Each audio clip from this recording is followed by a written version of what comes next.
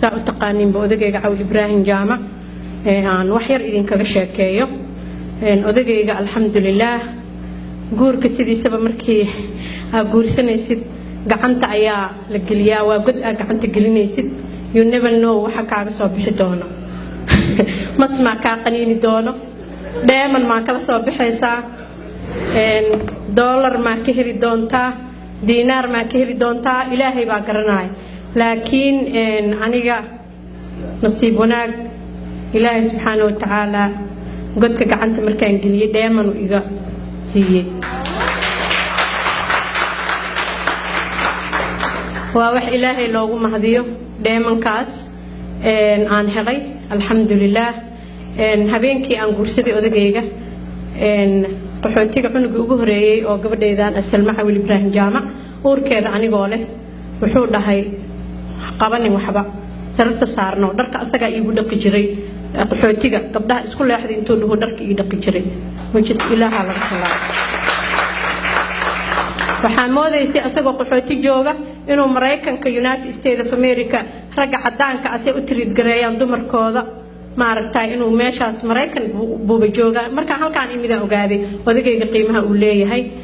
productigan maanta aan soo saarayna haduuna asaga ahayn ma sameeyeen way adag tahay hooyada in ay banaankana ka shaqeyso company rangareyso ilmana koriso waxay u baahan tahay taageero hooyo kasta oo adduunka ku nool ama Soomaali ha ahaato ama cid kale ha ahaato ama ajnabi ha ahaato every hooyo kasta waxay u baahan tahay wax support gareeyo hadii ninkeeda uu support gareeyo oo ninkeeda aamino oo uu believe gareeyo waxa aaminsanahay waliba gabdhaha Soomaaliyeed inay adduunka oo dhan ay dhisi karaan kartida Ilaahay siiyay waxaan ku faraxsanahay inaan Soomaali ahay I'm very proud of being Somali women waan ku faanaa aniga Soomaalinimadeeda kama faano maxaa yeelay diin baan ku dhashay akhlaaq baan ku dhashay waa la isoo tarbiyay tareerina la isoo sii waa la isoo rabaayadeeyay gabdhaha Soomaaliyeed oo dhan saasaa loo wada rabaayadeeyay waa wax lagu farxo gabdhaha Soomaaliyeedna kartidooda anigu waan aaminsanahay shakhsi ahaan marka caawa productigan aniga Saadiye ahaan waxaan jeclaan lahaa in sheerarkan aan soo bandhigay ay ka qayb qaataan gabdhaha Soomaaliyeed sababtoo ayaga u baahan meeshan taaganahay inay ila soo istaagaan waxaan ogahay haday ila soo galaan company-gan in adduunka bedel karno nation dhan inaan ku survive gareyn karno dhaladan aan sameeyay baa aaminsanahay dhaladan aan sameeyay uma sameeynin inaan anil kaligay milyaneer intaan ku noqdo aan seexda sirteeda no waxaan u baahanahay gabdhaha Soomaaliyeed iyo nationka Soomaaliyeed iyo maaragtay wadankeena kala daadsan inaan dhaladaas sooska inaan ku bedeli karno ani aaminsanahay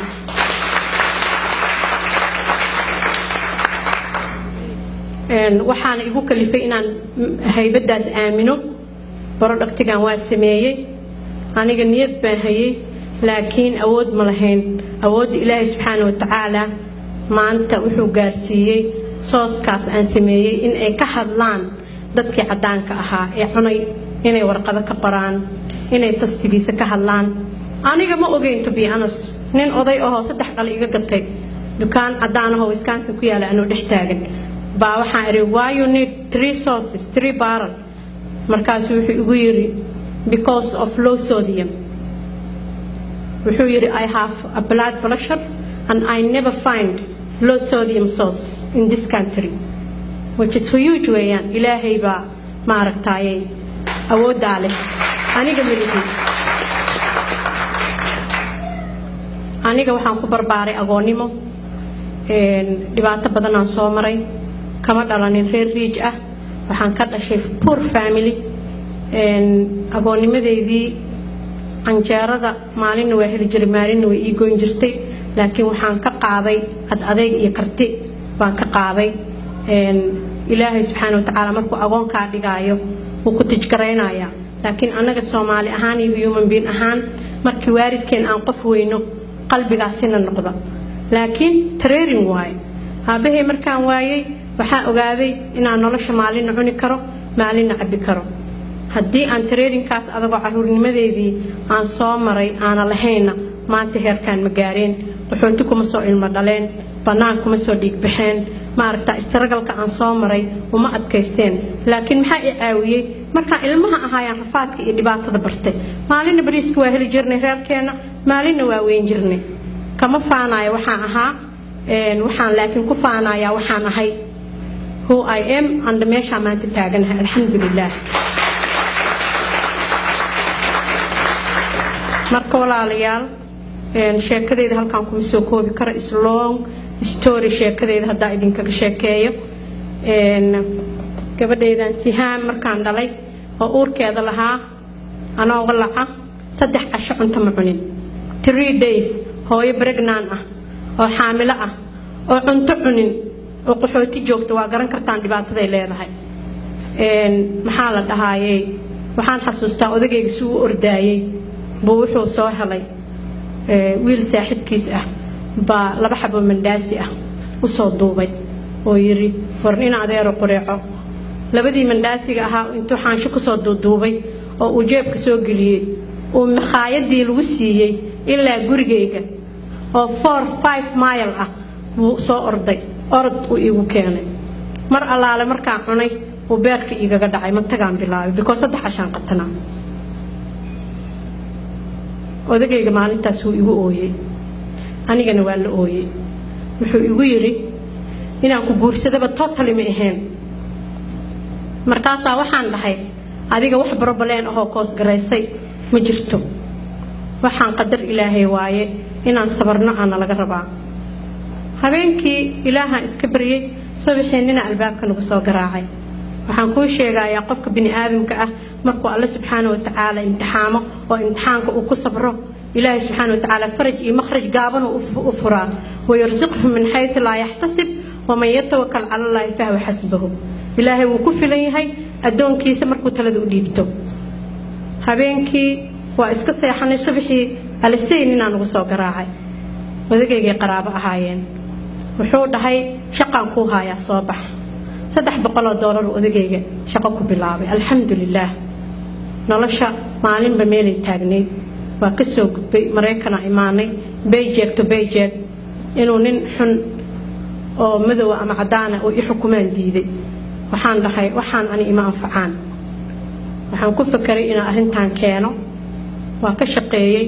juhdi badan time badan waqti badan aan geliyay wadankan waa ogtihiin product hadaa soo saartid qofka qaadanayo malaha hatta FDA hadaa heshid marketka gacantaada ku jirtaa inaad dadka training siisid inaad wixii bartid inaad advertisement samaysid is a lot of work to do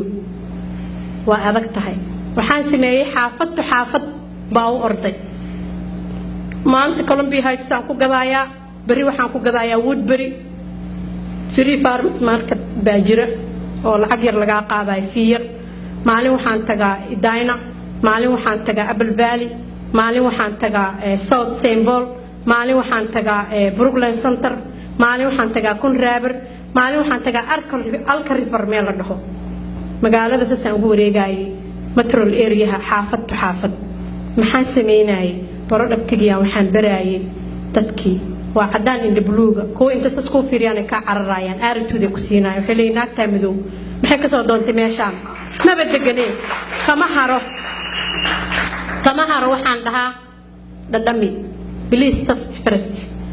markay cunaan ilaahay muxuu qadaray inuu malab ka dhigay dhalay hore u sii qaataan hoostaan yes ka dhahaa ma ka gabay horta ma fahamtay marka waxa weeye sabr adduunka sabra lagu gaaraa aniga goolkayga ma aha cadaan intuu u huruufay inaan ka cararo goolkaygu waa dhaladan guri walba oo Mareykanka ah jikka kasta inaan miiskeeda saaro waa goolkaygu waana gaaraya insha Allah billahi baari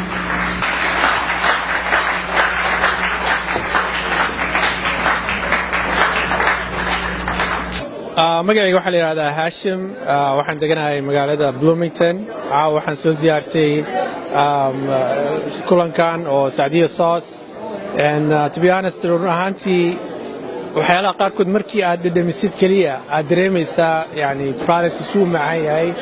suu fiican yahay suu ku soo jiidanayo 3 sauces waaye. I think waxaa waa mid hot iyo mild iyo sweet. midka sweetka ah ayaan test gareeyay so far. labada kalena oo noqon doonaa. To be honest, anoo oo xayeysiis waxba iga ahayn caaw baan ka fuus aadaya insha Allah. waan laba dhalo ka soo qaadanaya ilaahay duudmo. bismillaahir rahmaanir rahiim. waxaan taageero u hayaa Saadiyo Sauce bilowgeedii hore xataa aniga waan joogay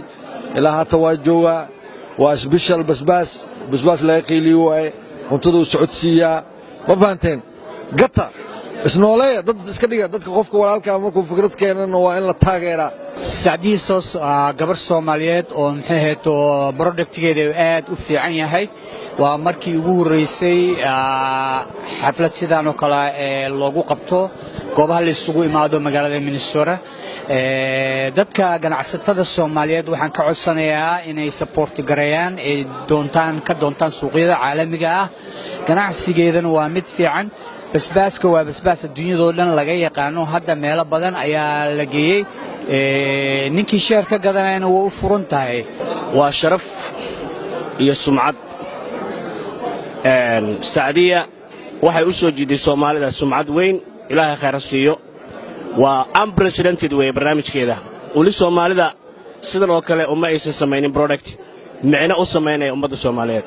waxaan leenahay hal la taageero hana laga qayb qaato sheerarka. soos aad macaan buu ahaa waa tijaabinay waana la shaqeynaa familiga ma sha Allah. sooska aad buu yahay mid aad iyo aad u dhadhan fiican u leh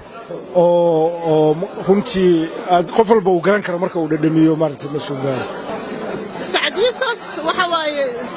say u sheegtayba macaanka ay ku sheegayso wanaagga ay ku sheegayso sharafta ay ku sheegayso wax walba uu leeyahay. I tried the hot sauce and it's very unique and very good, super good. sooska waa dhadhamiye aad buu wanaagsan yahay waa ajabiyay marka waxaan leenahay mtaana kambanigan ilaahay kambaniga hore u socda Allah ka dhigo insha Allah. ما شاء الله إلها قرب قبته وقبر آدي آد في عنو كرتله هلا so delicious ما شاء الله ما كهلاين ما شاء الله هذا أنا وهلا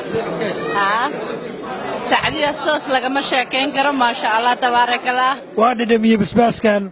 runaantii inaan qaato caawa waa ku qasbanahay. waxaanu la kulannay wax weyn oo Soomaali sharaf iyo wanaag bawle aan filayaa sanadaha soo socda inaynu bilyaneerada dunida ka qayb galayno. Saadiyo Sauce waxaa aad loogu bogay